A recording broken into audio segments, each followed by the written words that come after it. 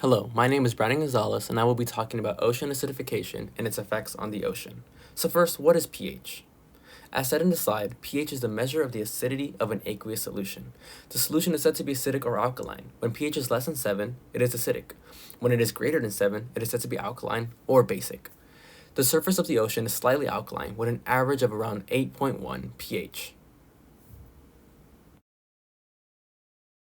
This image here is to demonstrate the pH of well-known items to help you get a better understanding of what each value means. For example, a lemon has a pH of around 2. Notice blood, which is around 8. Lastly, look at soap, which is around 12. For those of you who are more math-oriented, this image shows the equations to find pH. Most importantly, notice that the concentration of free hydrogen ions is a very important factor for pH. This would be an important concept to understand for later. Here is an image of the surface pH of the ocean. This image was included to show the variability, but still constant alkalinity nature of the surface pH of the ocean. Now remember, the ocean takes up around 30% of our annual carbon emission. What effect does this have on ocean pH? Once the CO2 dissolves into the ocean, it undergoes a chemical reaction with water and is converted into carbonic acid. The hydrogen atoms within carbonic acid have the ability to dissociate, resulting in free hydrogen ions. Remember the pH equation. Thus, this continued dissolution of CO2 into the ocean leads to an increase in acidity, as shown by this equation. Here is the chemical equation, which starts out with CO2 and water, goes to carbonic acid, and ends up with a free hydrogen ion and bicarbonate. Remember, the concentration of hydrogen ions determines pH. This is the IPCC projections of the reduction of the surface ocean pH levels. Notice under RCP 8.5, at the end of the century, we see a value of 7.65. Rather contrasting, RCP 2.6 only goes to 8.05, and this decrease stops at around 2050. These are very different scenarios. So what's the problem with lower pH?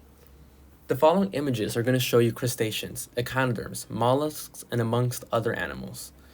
What do you see in common in these creatures? Are there any similar physical attributes?